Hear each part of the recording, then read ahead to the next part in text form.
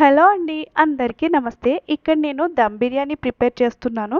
1 kilo chicken తీసుకున్నాను. దీంట్లో 1 table spoon salt, 1 ½ table spoon కారం, అలాగే పావు టేబుల్ స్పూన్ పసుపు, ఒక లెమన్ తీసుకొని దాని జ్యూస్ కూడా పిండేసుకోవాలి.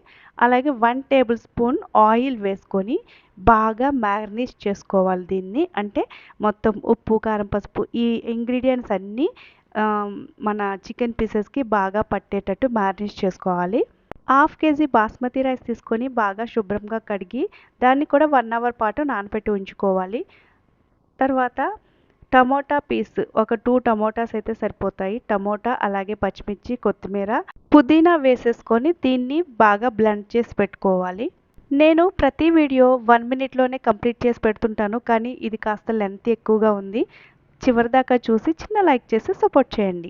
బ్రౌన్ ఆనియన్స్ నేను ముందుగానే వేయించి పెట్టుకున్నాను. అలాగే ఈ మసాలా కూడా లాస్ట్ వీడియో ఉంది.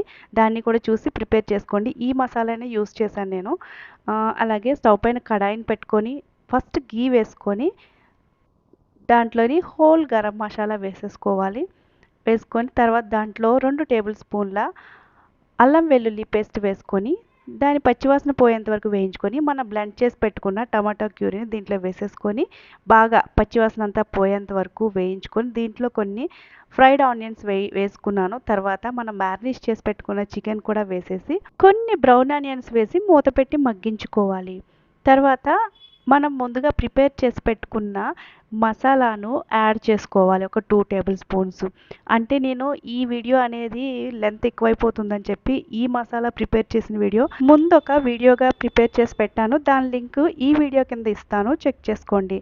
అలాగే మనం దమ్ రైస్ రెడీ చేసుకోవడం కొరకు వాటర్ని ఇంకొక స్టవ్ పైన పెట్టి ఇలా మనం ప్రిపేర్ చేసుకున్న మసాలా పౌడర్ 1 టేబుల్ స్పూన్ వేసి అలాగే బిర్యానీ ఆకు, సాల్ట్ రుచికి సరిపడా వేసుకోవాలి. అలాగే ఇక్కడ కొత్తిమీర, పుదీనా అలాగే బ్రౌన్ ఆనియన్స్ వేసేసుకొని కాస్తంత ఆయిల్ వేసుకొని బాగా వాటర్ అనేది బాయిల్ అయిన తర్వాత దానిలో మనం నానబెట్టి ఉంచుకున్న రైస్ని అయితే వేసేసుకోవాలి.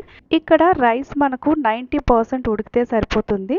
స్టవ్ ఆఫ్ చేసేసుకొని ఉంచుకోవాలి. తర్వాత ముందుగా మనం పక్క స్టవ్ పైన చికెన్ పెట్టాం కదా, దాన్ని ఒకసారి చూద్దాము. ఈ చికెన్ అనేది ఉడికిపోయి ఇలా ఆయిల్ తేలిపోయింది కదా, ఇది అయిపోయినట్టు అనమాట. దీనిపైన మనం ఉడికించుకున్న రైస్ని ఇలా మెల్లిమెల్లిగా వాటర్ లేకుండా తీసేసి దీనిపైన వేసేసుకోవాలి. ఇలా నేను రైస్ని 2 లేయర్స్ వేసి దానిపైన బ్రౌన్ ఆనియన్స్, కొత్తిమీర, పుదీనా వేసేసుకున్నాను.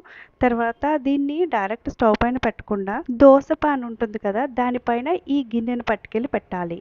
దోశ పైన పెట్టి ఉడికిస్తే కనుక అడుగు మాడకుండా వస్తుందన్నమాట మనకి బిర్యానీ అనేది. చాలా చక్కగా వస్తుంది. ఇలా ప్రిపేర్ చేసి పెట్టుకోండి. చూడండి చాలా చక్కగా 15 మినిట్స్ తర్వాత బిర్యానీ మనకి రెడీ అయిపోయింది. నేను చివరిగా కాజుతో గార్నిష్ చేశాను.